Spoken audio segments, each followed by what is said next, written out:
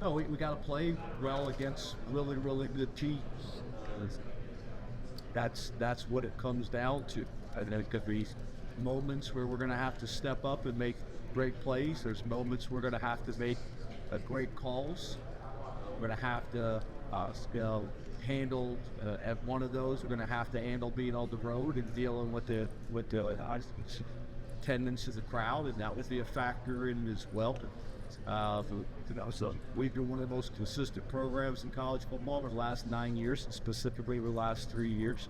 There's another step to take for us, and you recognize that and embrace it. And the good thing and the exciting thing is we're going to have opportunities to do that too. What was your conversation with Drew Allar like to get them to come back to your Dallas or converse for all? Yeah, to be honest with you, we went through kind of all the information with Drew and his people, the information that we got, the information that he had.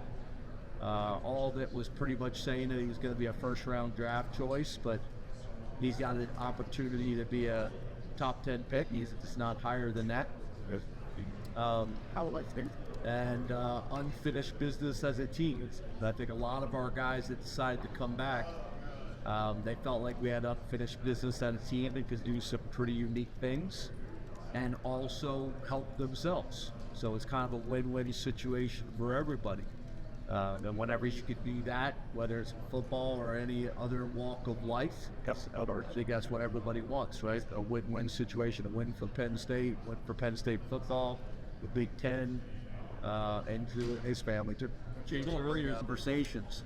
There's a lot of coaches that I know that get talked about, and when they took over the job, they were ranked number 2 in the country when they took the job. They were ranked number 5 in the country when they took the job. They were ranked number 10 in the country when they took the job. We weren't ranked in the top 25, and as you guys know, there was a lot of things that we had to overcome. So to think that we're back in this position and there's these types of conversations going on, and we've been one of the most consistent programs in the country over the last 9 years.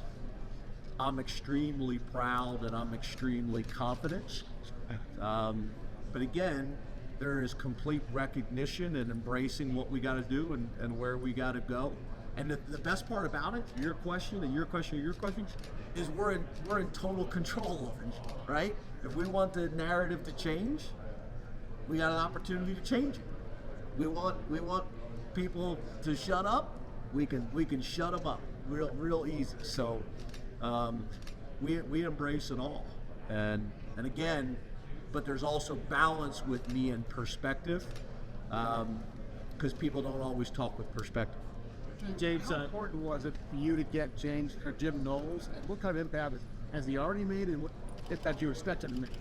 A guy who's been a head coach, who's been a high-level defense coordinator at multiple places, who you can make the argument has had the best defense in college football over the last 2 years, has just been a part of a national championship. He's from Pennsylvania. He's from Philadelphia. Obviously, it's a big get, and he's been awesome. You know, he don't say a whole lot, and when he does speak, he speaks quietly. You got to kind of lean in, kind of like the old E.F. Hutton type of deal. He is a little bit of a mad scientist. You know, but I'm excited. I think Penn State was attractive to him. I'm very proud of the fact we've had 4 defensive coordinators. Every single one of them have had a top 10 defense. That's a credit to them, but I think that's also a credit to our program and how we do things. There's a ton of offensive head coaches that they stink on defense and always have, right? So I think that was attractive to Jim. Jim came and visited us, I think, when he was at Duke, been out at practice and saw how we do things. So I think all those things happened. One of the things that not a lot of people are talking about last year is we played the longest season in Penn State history last year, 16 games, won 2 playoff games, and we had 3 new coordinators last year. New offense coordinator, new defense coordinator, new special teams coordinator. That's hard to do. Offense coordinator's back, special teams coordinators are back, and we were able to go out and get arguably the best defense coordinator in college football. I think it's the best combination of personnel that we've had since I've been there in terms of staff and players. So it was a big get. it was a big get. So but we're excited about having it. Do you see that maybe helping impact Drew, the guy who schemed up defenses against him last year? Have you seen that help on then like his progressions or? I think it helps all of us, right? Like we do self-scouts all the time. Have the defense analyze the offense analyze the defense, special teams, but your buddies. So you're honest, but sometimes you kind of sugarcoat some things.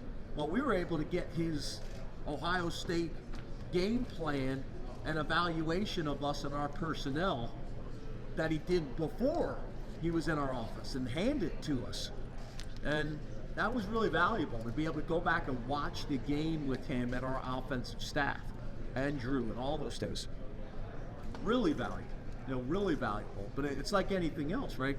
You want feedback, you want to ask, tough questions, then you better be willing to listen and hear and embrace the information that you're getting and understand the value of it. And, we're a program that does that. We're a program that has honest, tough conversations with each other all the time. So, but there's also, again, back to Jim and these conversations, there's also a reason why Jim came. He was attracted to Penn State. So, we're excited about it, and it's been fun so far, but we still got a lot of work to do. James, reference to this. Yeah, James, Drew pointed out earlier that you guys were right there at games that you didn't lose last season. That there's a lot of experience coming back, and that could be a differentiator for you all this year. Do you feel that way, especially the quarterback position where you have, by far the most experienced quarterback in the Big Ten, if not the entire country here? Yeah, experience matters, right? Coaches, players, all of it. It matters. And it probably is magnified at that position. He played as a true freshman, backed up an NFL quarterback, started for the next 2 years, got significantly better in every single year, in really every area. Physically, he's down 10 pounds, he's leaner than he's ever been. I saw a video that Brad Mendler posted the other day, and his shirt off. I've never seen Drew with his shirt off. Like, he's feeling good about himself out there. Can make every throw on the field. Is holding himself accountable. Is challenging his teammates. So it's really valuable. And then all the pieces of the puzzle that we got around him: the offensive line, the tight ends. We've had one of the best tight end rooms in America the last 5 years. Both running backs back. Went out and was aggressive in the transfer portal with wide receivers. On defense, what we're going to go against every single day at practice, all those things. So, yeah, it's experience matters, and experience is really valuable. Those 2 playoff wins, really valuable. When you're talking about a bowl game and they're asking you, are we going to Disneyland? No, there's no Disneyland anymore in bowl games, right? It's essentially an away game, and an away game that has significant impacts. James, you mentioned Brad. How have you managed to keep that relationship positive? Well, I would imagine there might be situations where coaches might not like to have a quarterback have his own guy working with him. How has that worked for you guys with Drew and Grunt? Well, I think number one is transparency. Having open, honest conversations of respect in both directions. I think it's also, fortunately, those guys choosing a quarterback trainer that understands, he wants to understand what we're doing so he can complement it, because he also knows that all those things thrown around out in your underwear or t-shirts and the shorts are nice, but you got to translate it to the field. So he understands all that stuff's great, but it's got to translate to the game and how we operate, and making sure that we're really complementary pieces for each other. He needs us for Drew's success, and there's times of the year he's going to be working with him when we're not around, and we need him. And some guys go train with guys you don't know, and when you're able to have somebody that understands your program and you understand them, and there's good dialogue in both directions, it's really valuable. But it's like any other relationship. It's respect, and it's transparency, and it's trust. You mentioned the 16-game schedule. What did you learn from that? I mean, it went so deep, and come playoff game, then 2 bowl games were kind of unprecedented. What did you take away from that from a physical standard? What if the guys, did you change anything if you set out this year? Yeah, I think it changes how we approached after the season. We had to take some time off where we probably would have already been in winter workouts by that point. How we practice in terms of reps, especially with our most experienced players. Games, how we rotated players, because I always felt like you needed to have at least 2.5 deep at every position. So if it's D tackle and you got 2 D tackles in the field, you better have 5 that you feel like you can win with, right? I think now you better have a 3 deep at every position, because you're talking about a possibly 17 game season. So all these things kind of factor into it. It's, you're up in a game late and it's 21 points you got to lead by, and you normally would go one more drive with the starters and you get them out, because again, you want to be healthy in the fourth quarter, you want to be healthy late in the season. And then not only that, your development of your 2s and 3s have always been important, but it's more important than it's ever been. You think about the reps that we were able to get with Bo Bueller, and some people, I think that's another example of Drew's maturity, right? Like, some quarterbacks would have got upset about that, but we played Bo Bueller significant reps, significant time, so that now, when he had to go in against Wisconsin, or the question, the gentleman is gone, so I won't go there, but the Wisconsin game, Drew gets hurt, now Bo goes in, and he has the confidence to play in that game at a level that we can win, and his teammates have confidence in him as well. So that development of your depth is more important than it's ever been. So you may get guys in a drive earlier at the end of the game than you normally would. It's all those types of things that you need to understand. Now, you may give up a touchdown late in the game that you're not happy about. Your defense coordinator is not happy about. But I would say the argument is those guys playing will pay dividends later in the season by getting them in there. Do you feel like you have 5 defensive tackles you feel good about going into preseason camp? And if not, what do you have to see from some of those guys, maybe a little bit younger or inexperienced, when you get to camp? Yes, I think we do. But to your point, I think some of it is based on potential, right? Like, obviously, in my mind, you got Zane Duran, who I think is not being talked about enough as one of the best defensive tackles in college football. And then you got Alonzo Ford that a lot of people aren't talking about, and that was a big loss for us last year. So getting him back. And then there's that kind of next group of guys, Xavier Gilliam, who we think has had an unbelievable offseason and we think has a chance to be special. And then you put Wafel in that category, Blanding in that category. That's 5 guys that I think we have a lot of confidence in, but they got to do it on a consistent basis. And then there's some other guys as well that we could see come on during camp, but I don't know enough about them yet to put them in the same category as those guys. Those 5 guys, I think there's a decent amount of confidence in. There's still a number of those guys that still got to prove it. And there's some young guys that we're excited about as well. James, you mentioned a couple of times about this being the best version, or combination of personnel and staff that you had. What about it's just because you try to stick to the same answer over and over and over again, whether it's different routes. And I want to ask about That's not you. what you're asking. But what version of you is in year 12 now? It's just the best version of you as a coach. I think so. Experience matters, right? Like, I've been fortunate to coach for 30 years. I'm fortunate to be a head coach for 15 years, 3 of which in the SEC. I think that SEC Big Ten experience that me and Brett Bielema have is really valuable, because a lot of people in Big Ten meetings talk about what it's like in the SEC and they don't know. We're able to bring really good perspective for the other coaches, really good perspective to the athletic director, really good perspective to the head coach, to the commission. I think that experience is really valuable. Being a Big Ten champion, playing in the Big Ten championship game multiple times, winning 2 playoff games, all these experiences matter. They're helpful, they're valuable in any walk of life. So I'm one of these guys, I'm trying to get better every single day. every coach and every player in our building should be getting better every single day. I view myself as a lifelong learner.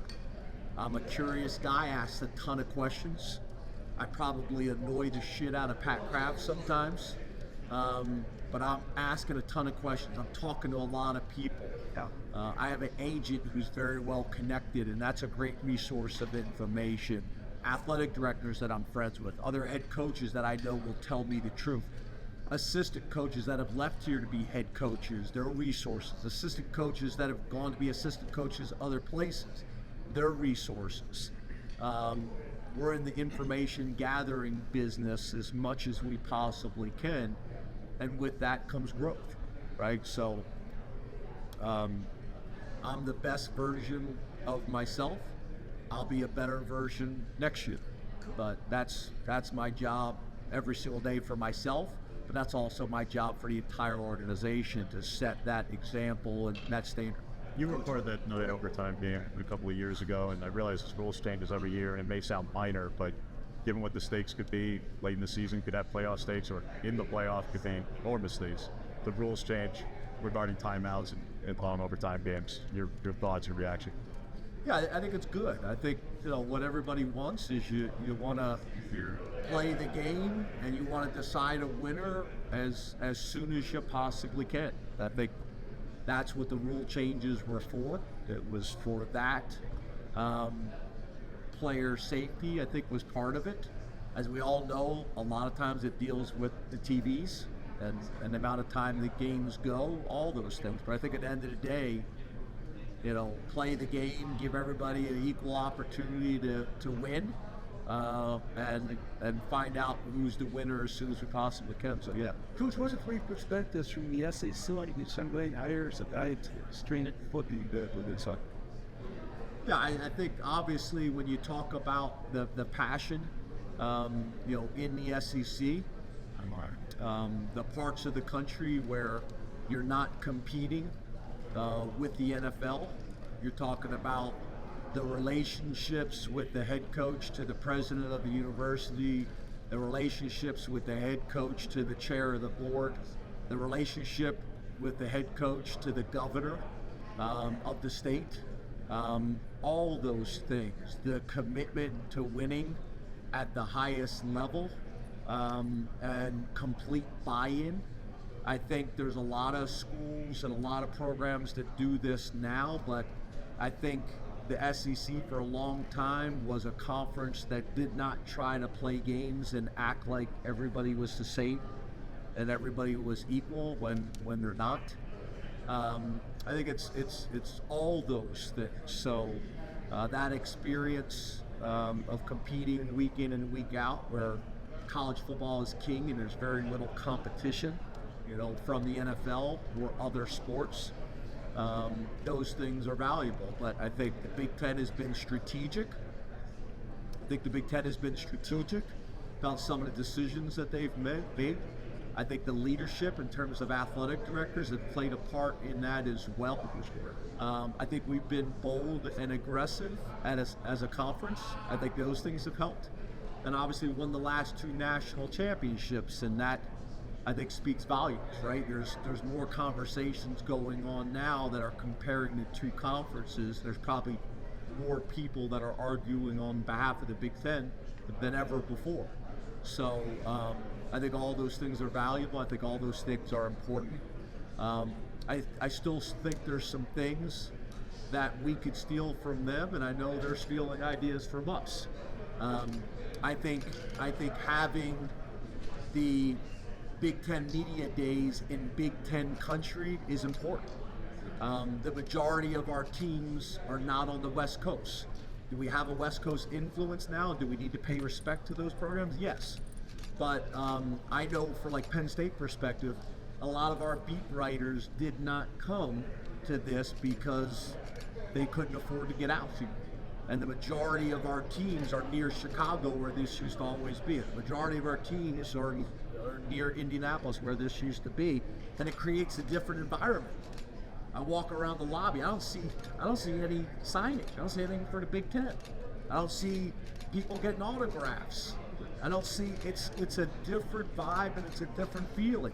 I think that other conference, when they have their meetings, there's essentially a press conference every single day at the end of the meetings. It keeps people talking about that conference at a time of the year. It makes them relevant. We're not doing that.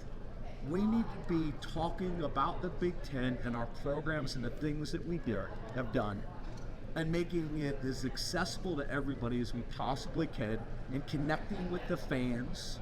And don't misinterpret what I'm saying. I think Vegas is a special place, and I think they run events as well as anybody.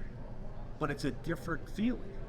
It's a different feeling, and I've been at those other places where people are putting up babies for you to autograph and stuff. It's different.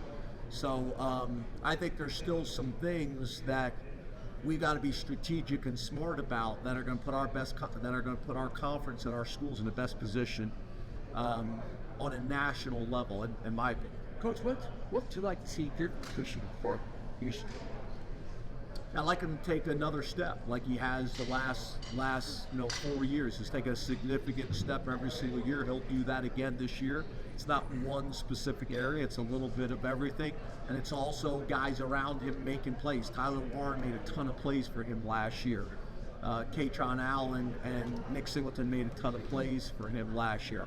We need more guys making plays for him around. I see other quarterbacks getting credit for throwing in the double coverage, and a receiver jumps up and snags the ball in between two defenders, and they're like, great throw, and it really wasn't a great throw, right? He needs more playmaking around him, and that's why we've been aggressive in the offseason, and that'll be an emphasis early in the season and also to our trading case. James, how are your running backs? They've been one of the most productive duos recent college football history, especially for a year. How do they complement each other on the field and off the field? Well, this is something I don't think enough people are talking about. To me, it's amazing. It blows my mind, but I guess other people aren't as interested in it. Penn State's got an unbelievable history at the running back position. First-round draft choices, #1 picks in the draft. Great players. These guys have shared carries their entire career. And they have a chance at the end of this year to be the #1 and the #2 all-time leading rushers in Penn State history. That, to me, that is a crazy stat of two backs that have shared carries. They're going to play behind one of the best offensive lines in college football this year. They both will get the ball in more ways than just being handed off, because they can be playmakers in the passing game for us. Nick has been one of the most consistent players in terms of his preparation that I've been around in my career.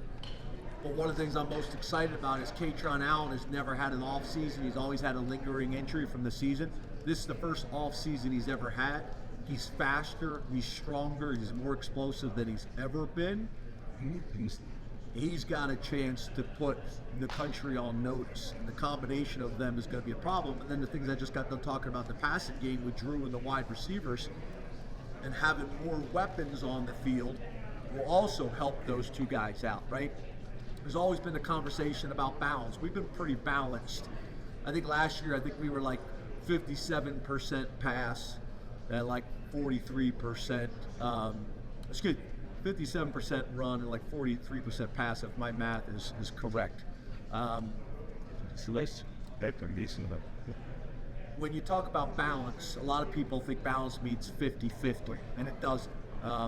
When I was with Ralph Friedgen talked about balance being the ability to run or pass in any given situation in the game. That's balance.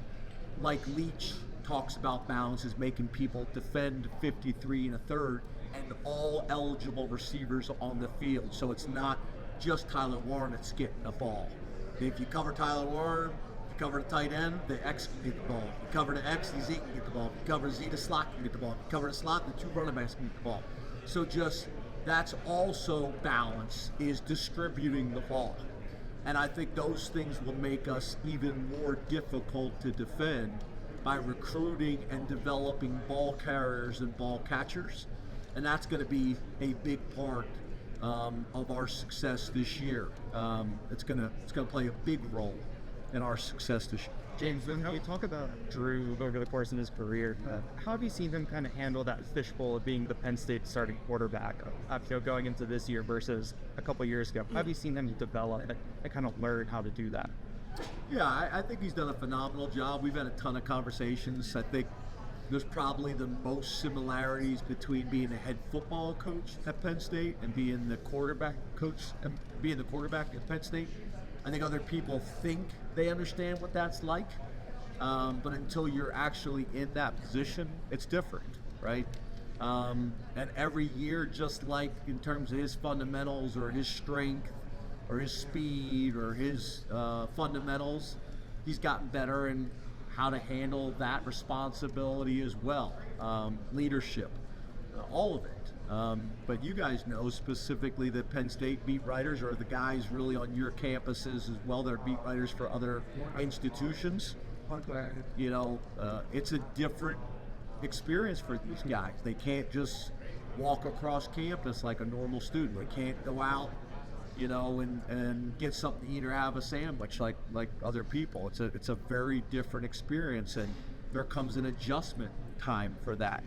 And just like everything else, he's gotten better at handling that too, and understanding what it means, and you know, maybe being a homebody like me and my wife and staying home more than going out. It's all those things and decisions that you make, you know, when you're the quarterback. James, with how different recruiting is from the high school recruiting from a year ago, 5 years ago, 10 years ago, is there a change, a rule, something you would like to see implemented that would make things clear for you, for your staff, for the kids on Gatherville? Yeah, I don't know if it's a rule, it's all of them, right? There hasn't been a whole lot of clarity. Like, you know, the goalpost keeps moving. You think, okay, we're going to make this decision and it's going to impact these other areas. It doesn't. That's the problem, is we don't really know what it's going to look like. We don't really know how it's going to play out. We're told that these things are going to happen, and then those things don't necessarily come to fruition. But it's interesting. Everybody's approaching these things differently, right? You better be bold and aggressive, or you're going to be left behind.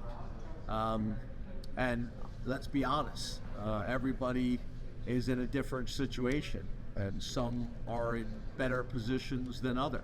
I kind of watch some of the press conferences, not only in our conference but others, and everybody's talking about, you know, transactional versus transformational, and I think a lot of the guys that are talking about having a transformational experience and relationship, I think there's a portion of those guys that are being honest.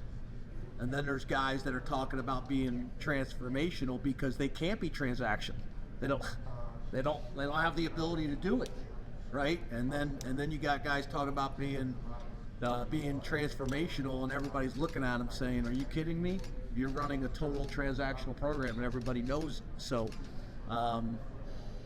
it is a very different college football, and there are challenges that come with it.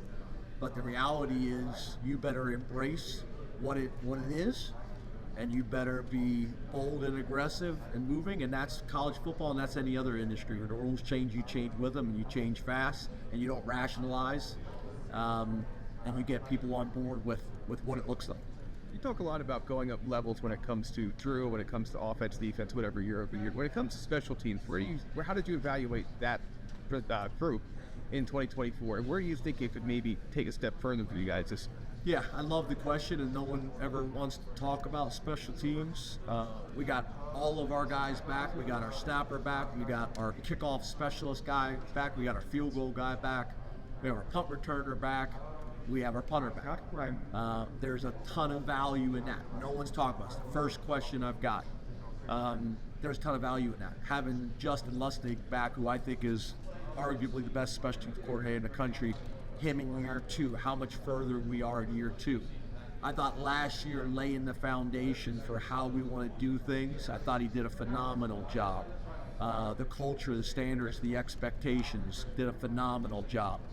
I thought last year we did a really good job of playing sound on special teams. You can make the argument in the Minnesota game, maybe that's a game that we won you tip your hat to special teams, but we also, and there's value in this, we didn't lose games because of special teams, right? I think we're in a position now in year 2 where not only could we not lose games in special teams, but we got a chance to win a few more games because of special teams, or have a wider margin of wins because of special teams. I think we got a chance to use special teams and our talents and our structure to make that a differentiator for us this year. I believe that. James, you mentioned in the past when you took a portal receiver late and kind of lamented that they got there late and weren't able to adjust. What did you learn from that previous experience with Dante Cephas that you can take to Trevor Pena, and kind of how have you adapted that at him late? Yeah, it's a short period of time, right? The first thing is you better take production. You better take proven production at the college level. I'm talking about for veteran players. Different if you're getting a kid who transferred in as a freshman, as a redshirt freshman after being somewhere else and you recruit him out of high school. That's different. But if you're going to take a veteran player, he had to have a high level of production. And we got 3 guys that have done that. 2 of which were captains at their previous school, which I also think speaks volumes. But then to your point, those guys were able to get here early enough that they were physically able to develop and that they were mentally able to learn the systems. So yeah, ton of value in that. Again, a lot of times the good Lord don't give you everything. You're still going to take a guy and he may have to get to campus late. It typically is never like a perfect or ideal situation. You got to pick and choose what is most important to you. But we were fortunate this year we were able to get 3 guys on campus as early as possible and really get them ingrained into our program as soon as possible, building that chemistry with the quarterbacks, not only out on the field throwing, but Drew's had a ton of meetings with the receivers this summer as well, so really valuable. What's your preference on a tougher out-of-conference schedule, and do you think there's a possibility of Pat Narduzzi getting his wish and getting back on the schedule? Yeah, I love out-of-conference scheduling discussions. I'd be all about a discussion about Pitt. We have played Pitt non-conference. We played West Virginia non-conference. We played Auburn non-conference and had success in all of them. The good thing is we all have the ability to build our programs the way we see best. Coach has the ability to build his program how he thinks best, and we have the ability to do that at Penn State as well. The thing that I struggle with is the same thing I've been talking about for a long time. This doesn't change. Everybody has to play the same number of conference games. This ain't that hard, right? Everybody should be playing 8, or everybody should be playing 9. I was in that other conference when the whole discussion about going to 9 games was voted on. Everybody should be either play a conference championship game, or everybody shouldn't play conference championship. Everybody should be in a conference. I said that last year at a press conference before playing Notre Dame, and everybody thought I was slighting Notre Dame. I've been saying that for 10 years. If I didn't say it in that moment when I was asked the question, that'd be a hypocrite. Like, I'm going to say it now because I've been saying it the whole time. And that's not a knock, but you're asking a group of people to get into and decide the best 12 or 16 teams in college football, and you're not comparing apples to apples. The other thing is when you try to compare a non-conference schedule from a conference that plays 8 compared to a conference that plays 9, it's going to look different. We already have another power conference team on our schedule. They're required to play another power conference. They have to because they only play 8 games. We traditionally have never played FCS teams. Other conferences are playing FCS. But then you get these media members that we know are not true national media members. They're homers to certain conferences. We have them in the Big Ten. Other people have them as well. And then they get on and pound the table about people's schedules. You're not comparing the same things. It's not going to look the same. we're already playing 9 conference games. Where does it make sense? If you look, when the Big Ten first went to 9 games, you could make the argument, maybe the worst decision the Big Ten has ever made. Just mathematically, we were going to have more losses. We're going to beat each other up. Over the last 2 years, we've been more strategic about that. It's worked out pretty well. So there's an easy solution to this. Everybody play the same number of games. Everybody play conference championship. And then everything else will take care of itself. We were sold in the Big Ten all those years when we went to 9 games. That strength of schedule was going to determine the teams that got into the 4-team playoff. That never played out to be the case.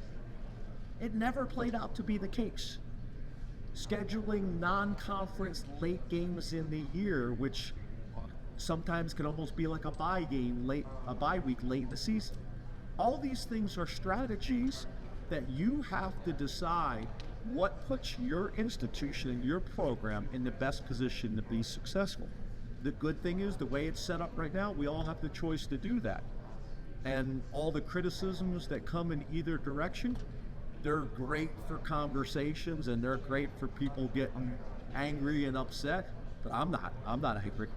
I'm excited, happy about our schedule and the opportunities that we have. When you have one of the top environments in the sport, you said, man, it's already designated and it's just playing out 9 games compared to work about. And talk about opportunities for you. What does that mean present by way of an opportunity, not just on the field, but for recruits at one point, mayors like them, where so many go back to that movie against Michigan, the Moldova going to the timeout before it is one pulse like high goal was the last 10 years. Yes, sir. So what does that opportunity present? You just call it how. Yeah, I mean, you look at our recruiting classes, you can count all the way back how many guys were, when I got the job, how many guys were at that overtime, 4 overtime, I think it was, whiteout game against Michigan. How many guys on my roster were at that game when I got the job? Same thing for us, the Michigan game, you talk about timeout to start the game. I can go on and on. It's a special game. If somebody here had not been to a Penn State whiteout, it's something you should do it. I'm not saying that as the biased head coach at Penn State. It's cool, right? I've been a coach in the NFL. I've coached in every major conference there is. There's very little like it. You know, Urban Meyer's got pretty good perspective, and he says LSU night game and Penn State whiteout, 2 best environments in all of college football. So it is special. I'm under the belief that every one of our games should be a night whiteout game.